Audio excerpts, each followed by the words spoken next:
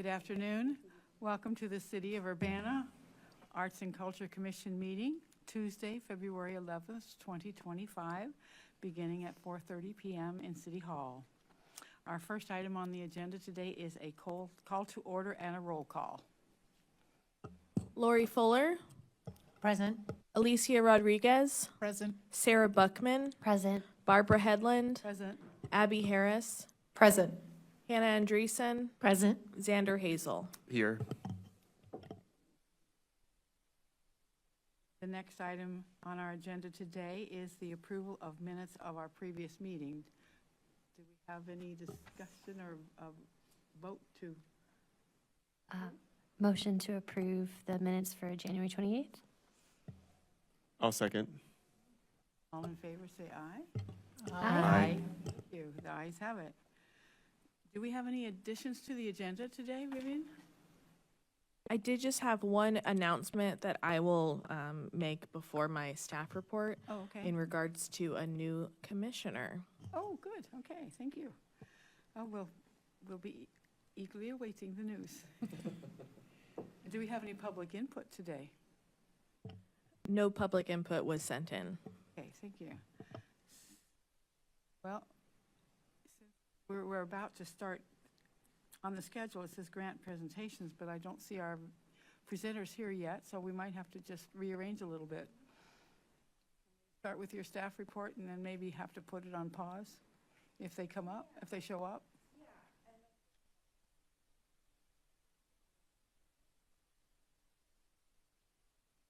Oh, okay.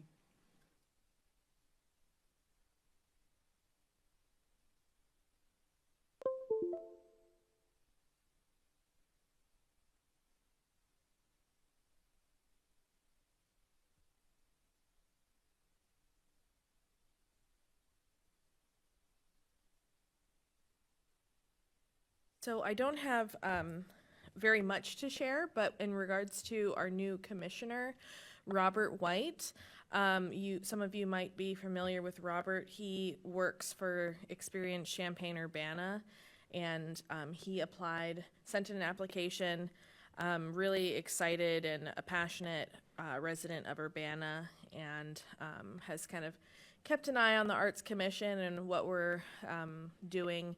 So he decided to send in that application. So I'm hoping that he'll join us on during the March meeting. So we'll find out more about Robert then.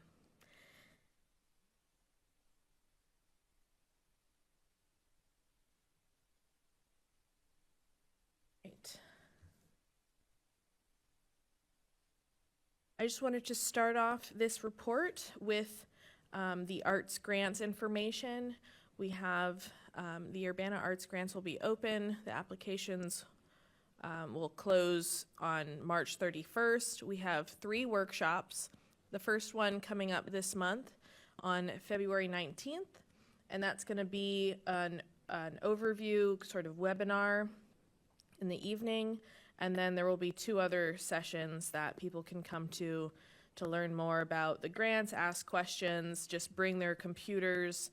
We'll also have some laptops provided at the Urbana Free Library so people can work on their applications, kind of working and getting help in real time, which is really helpful when it comes to these grant applications.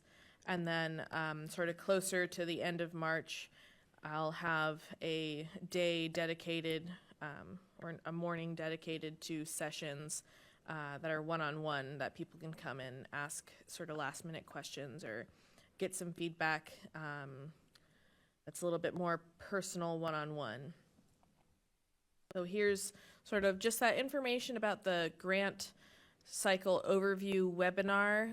More information and the registration link can be found on the urbanail.gov website. That is the grants. Actually, Starting to get a lot of inquiries. lots of emails have been coming in, asking questions about, what's eligible, what's not eligible. So pretty much everything can be found online.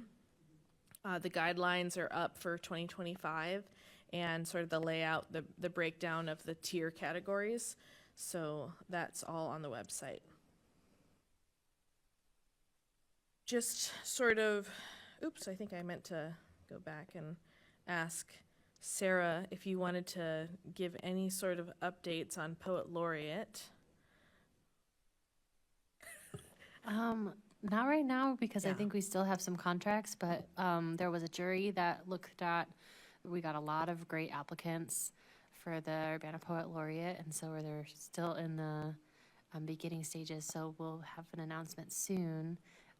But yeah, thank you to everybody that is watching for applying if you were a Poet Laureate applicant.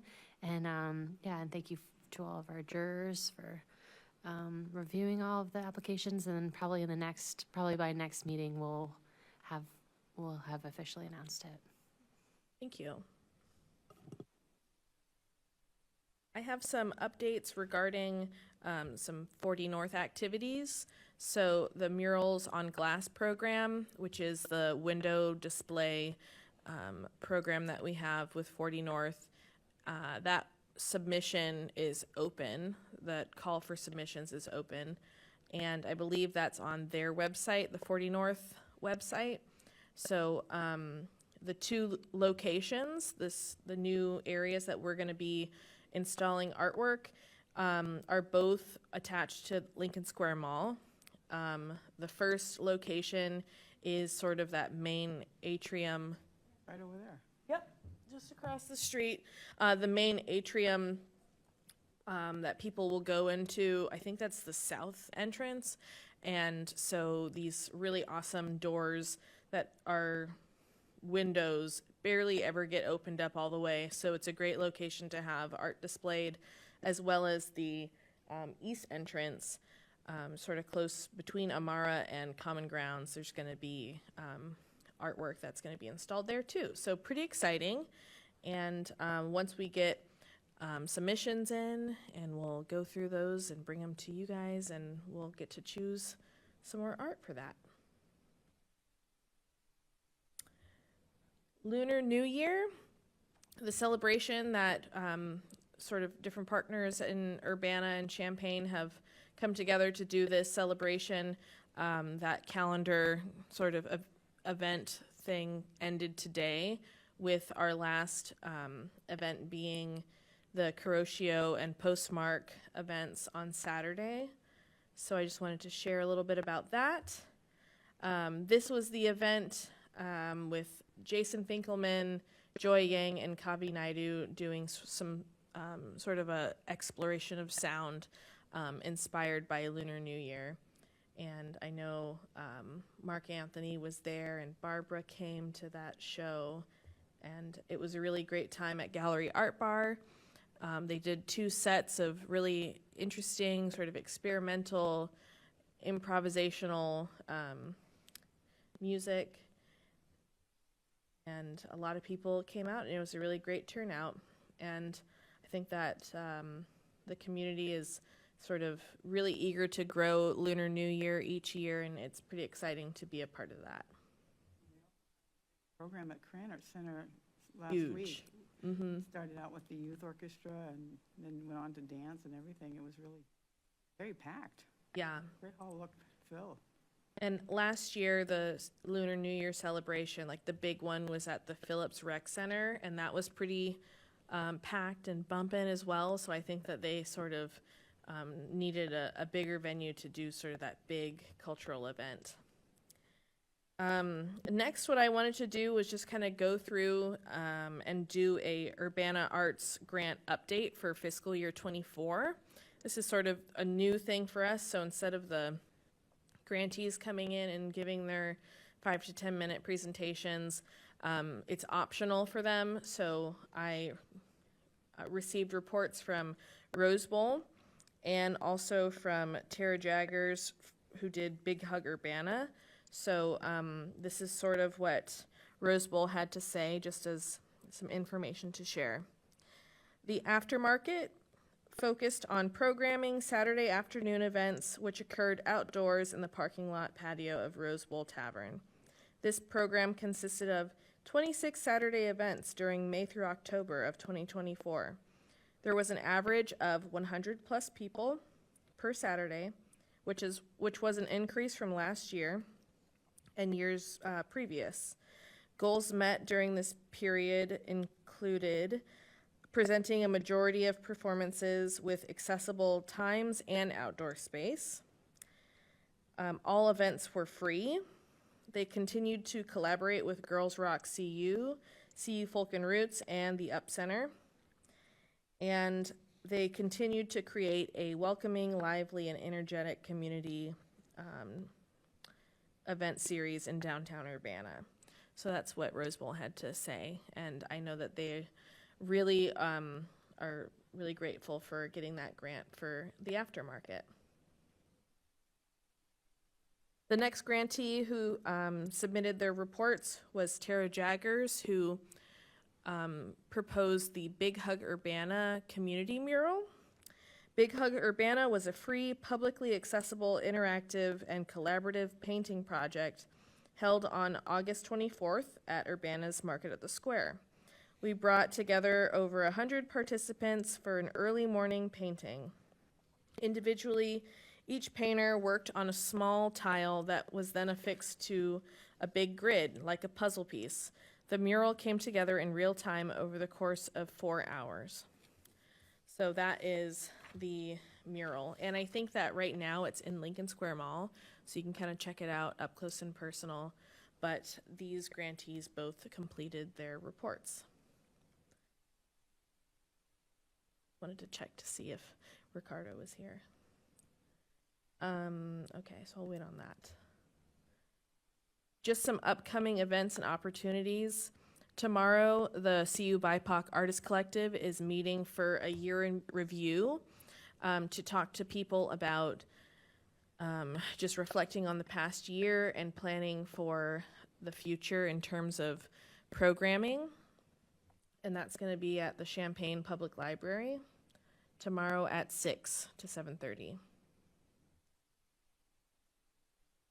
Harmony Through Beads, who is a 2024 grantee, they have had just an amazing series of bead workshops, and they have a couple of them that are coming up this Saturday. I think the 15th is Saturday, and that's from 2 to 4 at the Wellness Center. So that's an opportunity to check out what they're doing, and then they're also going to have another one on the 20th at Analog Wine Library. So if you haven't been to one of their workshops, it's really amazing what they've been doing. And people who come to these workshops get to work on a small hexagon, and then it kind of adds to this larger tapestry. Krannert Art Museum is hosting a love letters, sort of long distance love letters workshop where people can come in, hang out at Krannert Art Museum. Looks like you can get some coffee and snacks and write letters to loved ones. Apparently last year they did this too, and it was a lot more about writing to people that you no longer see, either like loved ones who are no longer with us, or maybe friendships that have ended, that sort of thing, sort of a reflective thing. So yeah, they reached out to me and wanted me to share it with you all.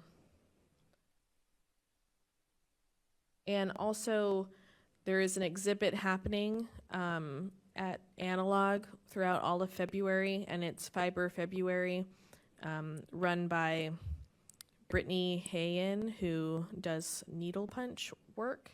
So she has sort of put together an exhibit, and that's available to check out too. Back room or up in the front part of the Back building? room, I believe. And they're also, I don't have an image on here, but they're doing lots of different workshops to go along with it too. And I also wanted to just share that the IMC is doing their community nights. And this is a weekly event every Thursday. And I believe that different Thursdays have different sort of themes. So this Thursday, the theme is games, crafts, and karaoke.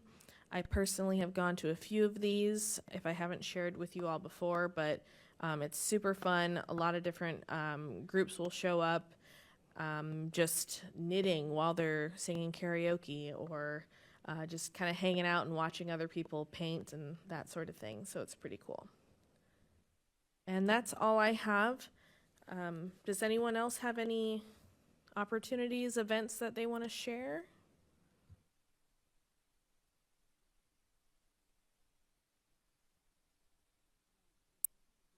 Back, but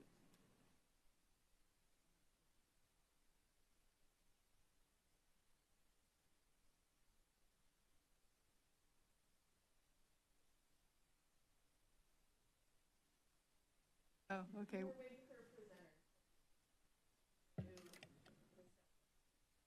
Vivian Ricardo said he's coming across the street, so he'll be here. Oh, okay. On Monday, CUSF Schools is having a fundraiser from, I think it's 1 to 7, and there's a number of bands that have teachers in them that are performing throughout the afternoon. And my band plays, I think, at 2:15 at the City Center on nice. Sunday. Yes.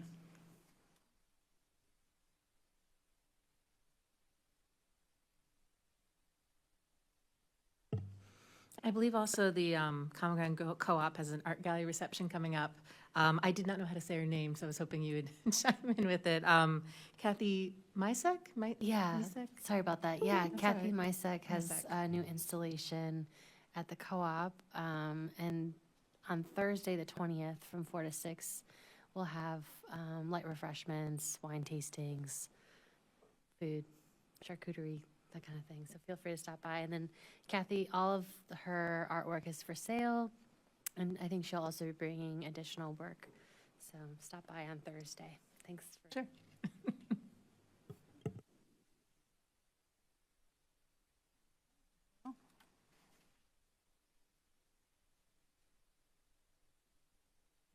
I mean, we can just talk about other events We can too. Would you want to finish up the discussion about the Eric show that we didn't get to finish last time? The art show? Yeah, I think that's a great idea. I don't think I have notes with me on where we left off, but As my memory says, we were talking about maybe finding a way to fund some of the participants afterwards, whether they were in high school or other grades. Yeah. I'm not sure we got very involved with it because we were hurrying to get out. and I guess I just wanted to add to this right now that currently, just because of capacity and staff and whatnot, Sarah and I kind of decided that the Youth Poet Laureate program was going to be a little bit too difficult for us to sort of manage, so we haven't done that. So that is typically a $1,000 stipend that goes to a Youth Poet Laureate. So to kind of, since that money is available, it would be great for it to just go right back to a youth or two, or, whatever. But, so that's just a portion of funding that could be available. And I think that if it's something that you all are interested in sort of like doing some sort of sponsorship for a graduating senior or like a junior or something like that, or it's definitely doable if you all are interested in doing something like that. That age, those kind of scholarships are very important. They make a profound difference. So I remember, I don't think I'd have gone to college if I hadn't had them. I'm not going to, I'm in favor.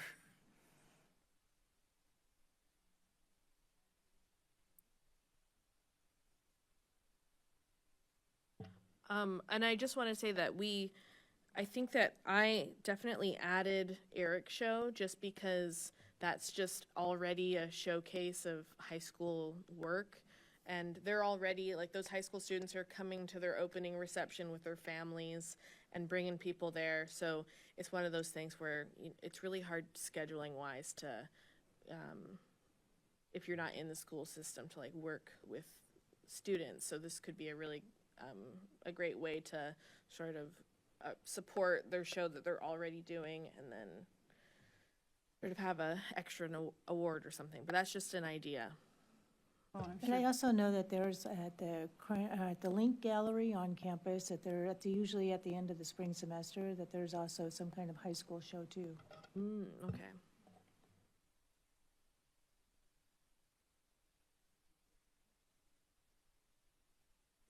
Yeah, I'm personally in favor of utilizing that funding. When does that funding expire? We would need to, like, my thought is that by having something available and given by the end of the school year, like sort of early June would be great timing because that fiscal year ends at the end of June. So it's by no means is it too late or anything like that. And then that kind of gives me a good view of 2026 funding too. we want to have a discussion about how to break up that amount of money though, right?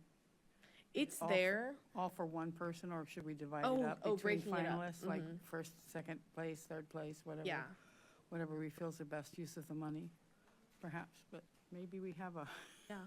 we have to take a pause. Yeah.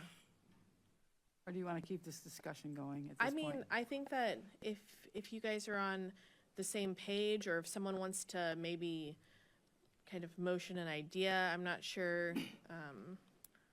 I don't really know how formal it needs to be, but I also will take guidance and sort of continue the path that I'm on in terms of utilizing funding for programs. So if that's something that you're interested in, then, yeah. Have a motion to explore it further, that we're interested? Would that be proper protocol?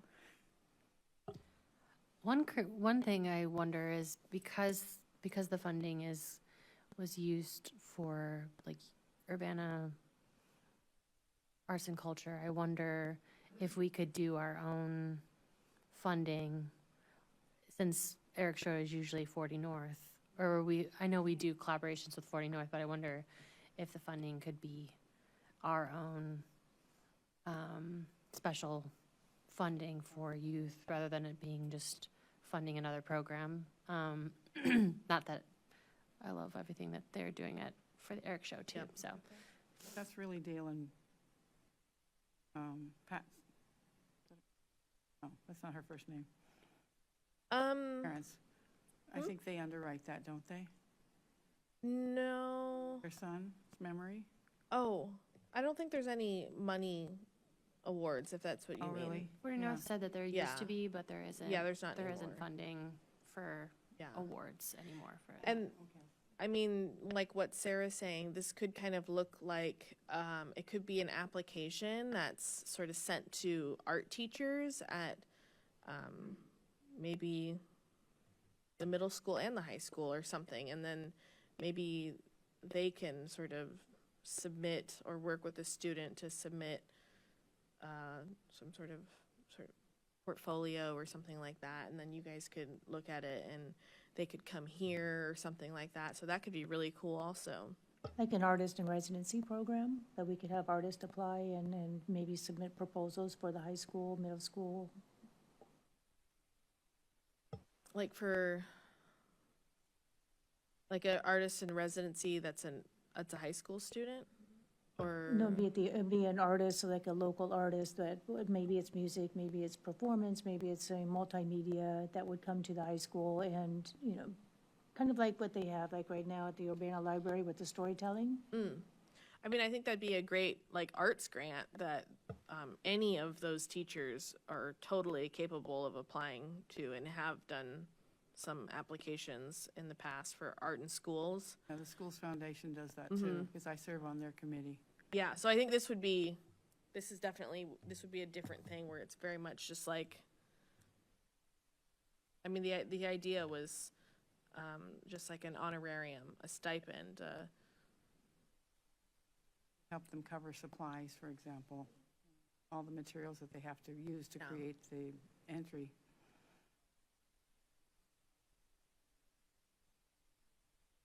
Well, maybe we could just finalize a decision next, I won't be at the next meeting, but if maybe we could finalize something either today or by next meeting. That way we have,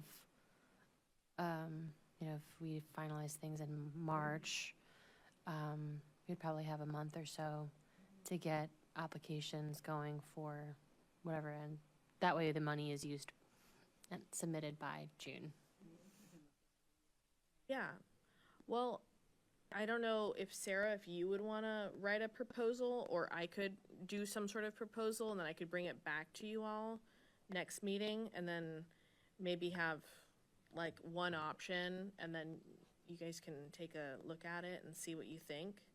Because I think that there's definitely funding out there, and this would be very specifically for this.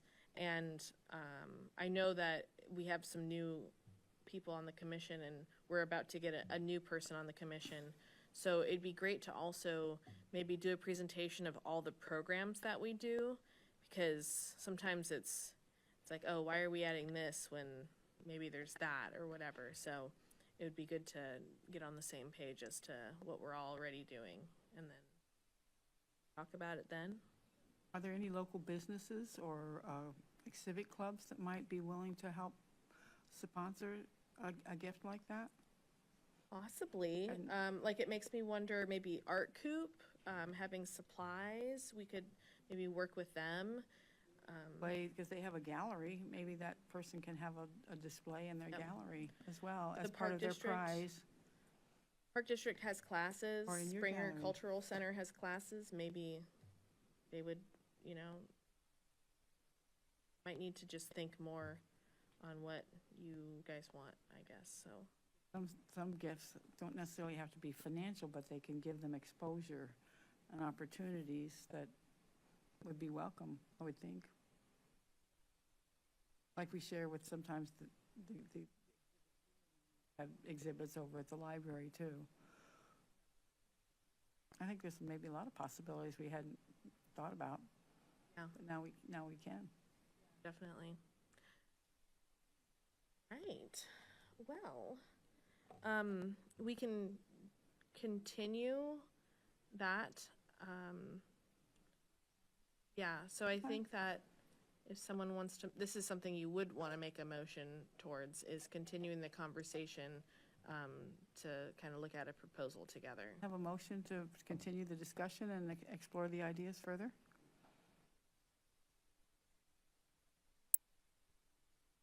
I motion to continue the conversation on the scholarships. Second? I'll second it. All in favor, say aye. Aye. Aye. The ayes have it.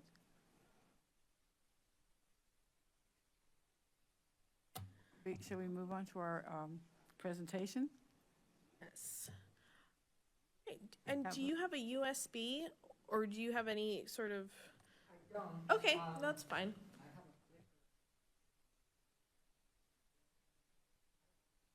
Yeah, and Okay. that microphone, there's a button on there, so as long as it's green, yep, that's on, so you can Okay. use that. Well, this is going to be a grant presentation from the New American Welcome Center. Welcome. Hi, thank you. My name is Ricardo Diaz. Actually, I just became director of the New American Welcome Center, but I've been around it since the beginning. 7 years ago when we formalized it. And the New American Welcome Center has had several activities, but the grant that you guys funded has to do with a particular welcoming week, but I would be remiss not to tell you more of the context of it. And so there are two documents that I hope you would be acquainted with. The first one is this one. We internally, we just call it the demographic report. It was produced starting about 10 years ago. It contains census data and other parts in extrapolation. It basically told us how many foreign-born there are in the county, what their contributions were, economic contributions, but also all the other places where we have regular contact with. It also showed that Urbana has a higher proportional number of a higher ratio of immigrants than Champaign. But overall, we're talking about 25,000. At the time, we're thinking that the 2020 census is, in spite of the recounting, whatever else, we're talking about 30,000 foreign-born in our 210,000 people county. So it's a significant number. At the time that this was done, immigrants, foreign-born, contribute about $1.4 billion to the county economy, and it was a surprising amount, and we had to go and triangulate it and make sure. But if you count the foreign-born count, a lot of university people, a lot of Carl people, and of course their economic footprint is quite large. And at the time, we didn't have a lot of data also about the backs of the restaurants and all those places that they're not likely as counted just because they're not ready access to our census. But that gave us then the background for what turned out to be the welcoming plan for Champaign County. The welcoming plan takes the data that we started, and then we did focus groups, and then we did a survey of about 800 people. We could predict what the priorities were because we've seen other welcoming plans across the country, but we needed to make it ours. And so, including Urbana, backed the data gathering and then the writing of the report. What is most relevant to us today is that there are 5 focus groups, communities of practice, we started calling them, in which we divide the work of executing the welcoming plan. It was released 3 years ago, slightly over 3 years ago. We had a big meeting at the iHotel in which we introduced it. We received comments, and then we started gathering people to become part of the execution. So they can be found on the website, University YMCA /welcome, or you just search NOC, New American Welcome Center, NOC at university. And so that gives you the background. Turning over to what Welcoming Week is, which is one of the parts of what we want to do in celebrating immigrants and their contributions. We started that actually much earlier, about 12 years ago, the Immigration Forum. There was just a lot of hardships going on, and we said we have to own our presence here. And so instead of letting things be out there, we planned what we wanted to do, but we started Welcoming Week that many years ago with one soccer game here at the high school at Urbana High, teachers against parents. And it was quite fun, but that grew because there's a national organization that has Welcoming Week that establishes nationwide. They provide some materials, a little banner, and so we started doing that. And so what you guys funded, I just read our summary at the end of September. It was at the time of the count, which is the last day, we had 3,800 participants during that week. 40 activities varying from the library. Outside of it, we have a cakewalk, and then we have the Welcome Awards down in the basement. Often the same days. We had Xander, you helped out in us survive. We had El Grito, which is Mexican independence celebration. My hope was that we would have 1,000 people at it. I promised as much. We had 600 the year before. The way things turned out, the city says that it was probably 2,000 or more people there. It's a good thing we had planned it as an accordion. But it became much bigger than we had expected. The impact, just the fallout of it was so good. We also had activities at the county museum. That's officially on the Champaign side, I guess, too. But it generates a lot of energy.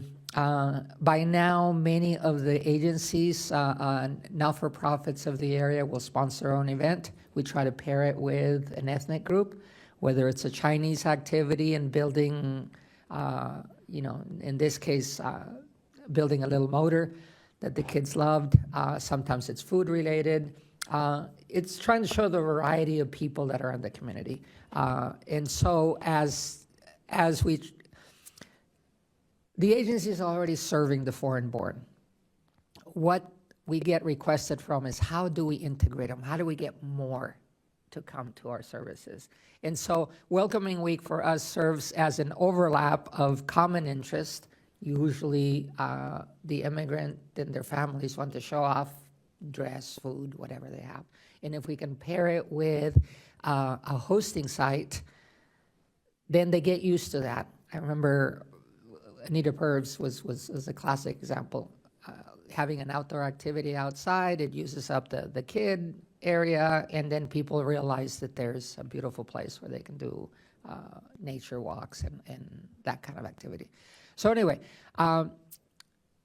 we start organizing 6 months before. We actually have monthly meetings in which all the agencies come. It's usually immigrant news, what are they doing, what's coming up between them. And then by June, Welcoming Week starts taking over. What are you going to do? Who are you going to do it with? And then we start ramping up. We had 600 people at our opening this year here at Lincoln Square. It was double than what we'd had the year before. Now we are planted in Lincoln Square as an office. We have about 16 employees, and so we serve the community directly on. Our grants are mostly statewide, and so we serve basics, housing, food, just the emergency, especially with the newcomers. SMAS grant was through Urbana before, and now it's run through the city of Champaign, but meeting the basic needs of people, especially the new arrivals. The state was very generous in a grant for people that were newly arrived in the state altogether. It's a separate grant, but for us, it all ties into both highlighting the needs, but then the contribution of immigrants. And Welcoming Week, which you funded it's now the centerpiece of us bringing people together. And I just wanted to thank you for that. I know that it's easier to just send you something, but for us, it's a key event. And so I wanted to come back and tell you about it, and maybe I'll send the link for the bucket that we have for pictures of that week. Thank you. That'll probably be on our UPTV, right, as well? Kind of depends on the format of what it What is, you but send? yeah. Yeah. And I just wanted to add, Welcoming Week is amazing, and I know the city of Urbana, separate from the arts and culture grant, does a lot of sort of participation in there, and I know that like Bridget, who is our communications person, does a lot with Yeah. Welcoming Week. And Day with the mayor. yeah. So they really like supporting it too. So it's pretty amazing. Thank you. Thank you. And I just passed the summary email to your email that came up first, and then we can trade it. Any questions? If there's any way we can help, or if you, out of an agency that you work with, would like to participate, like I said, we have monthly meetings leading up to it, because the hardest thing is nailing down who has the activity ready, so when we print, we have a little accordion in which people can see what's happening every time of the week, because it gets complicated with so many events running in 1 week. So. Hey, Ricardo, I have a question. Are there some new immigrant groups that are coming into Champaign-Urbana, and how are they learning about the center? It's surprising. That's a great question, because for the longest time, people started concentrating on the fact that we had a Cancobal community from northern Guatemala.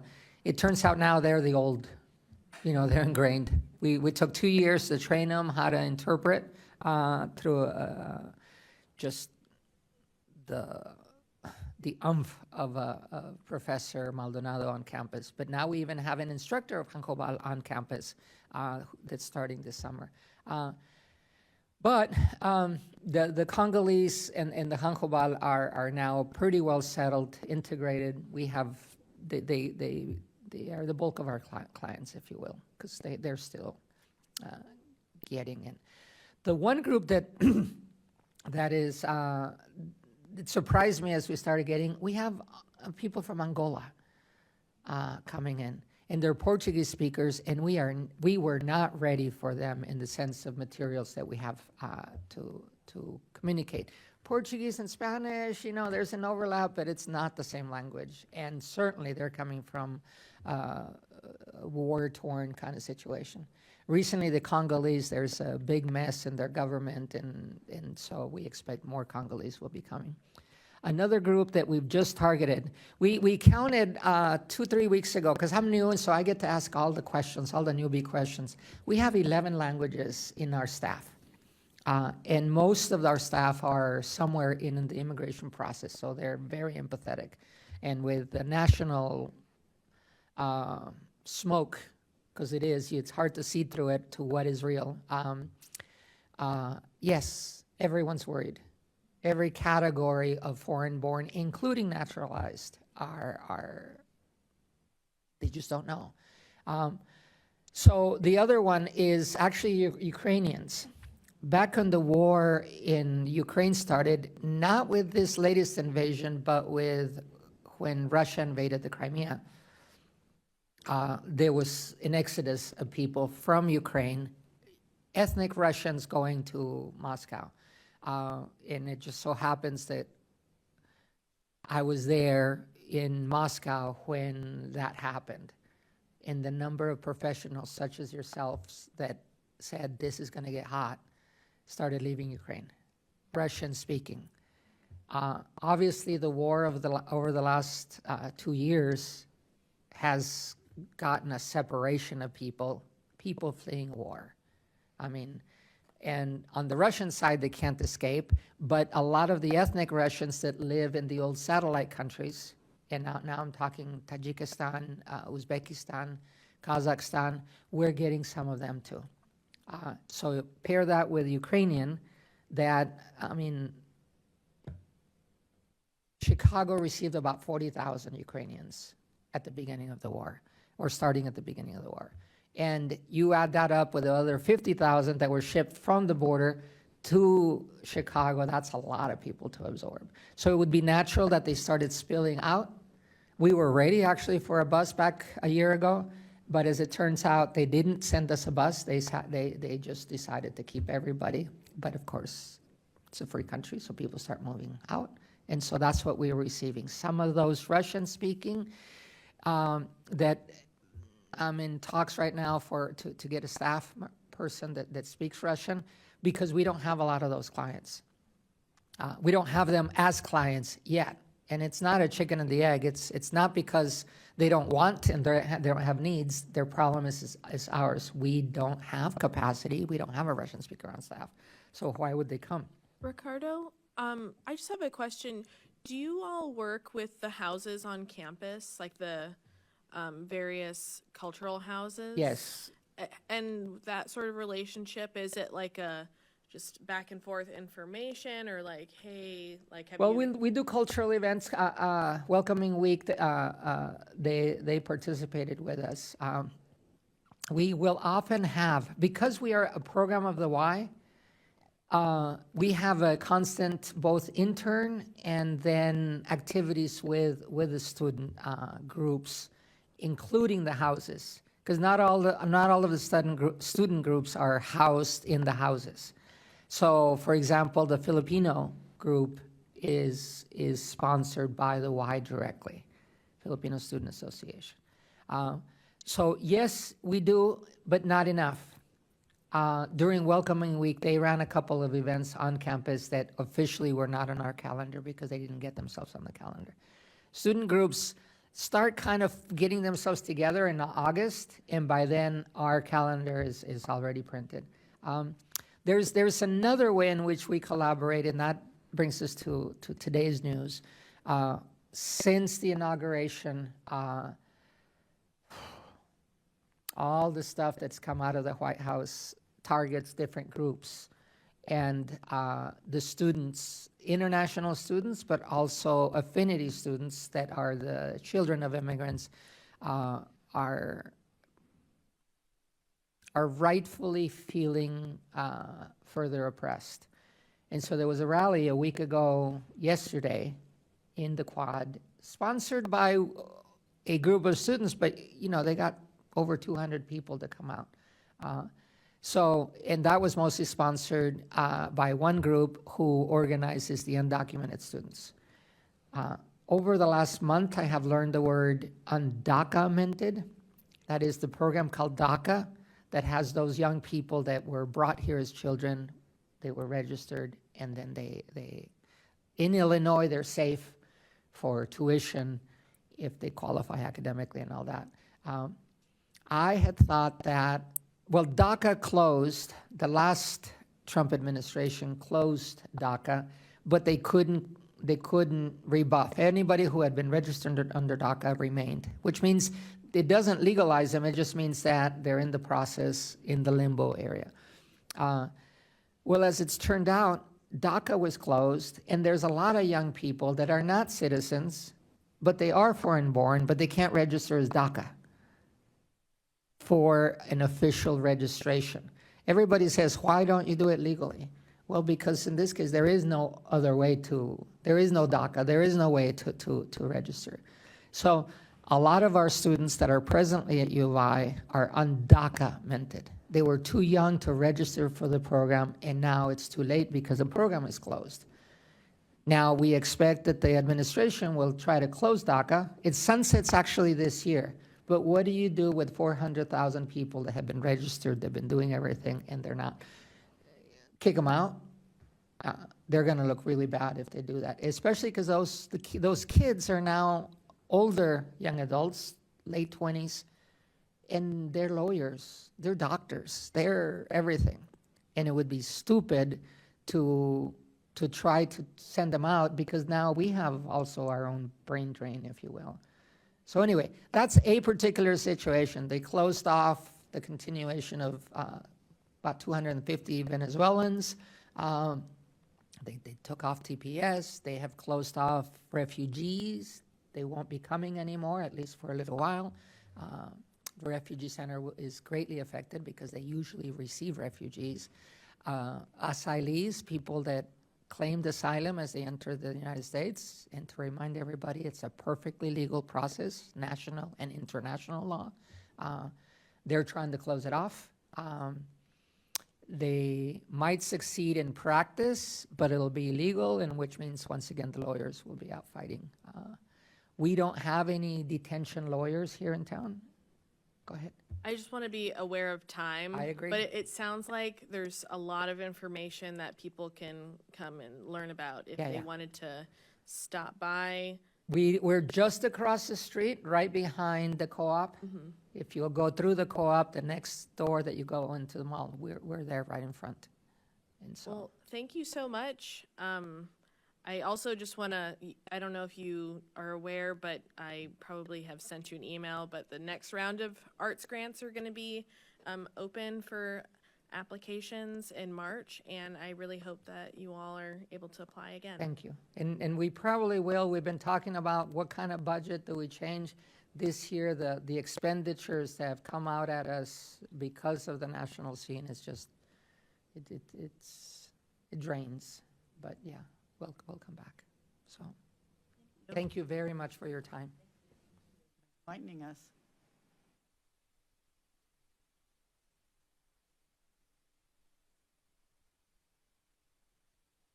It looks like we are at the end of our agenda for the day, unless, is there anything else that we need to discuss or bring up before we close today? I don't think so. And I just wanted to say that I hope that you all got my email about the June meeting. So I'll be at a conference, so I won't be there for that. And hopefully we'll have more information on some programming next meeting, and then also joined by our new commissioners. That's really all I have. Items to add before we adjourn our meeting today? A motion to adjourn? Second? I'll second. All in favor, say aye. Aye. Aye. Thank you. The ayes have it. Have a good evening, everyone.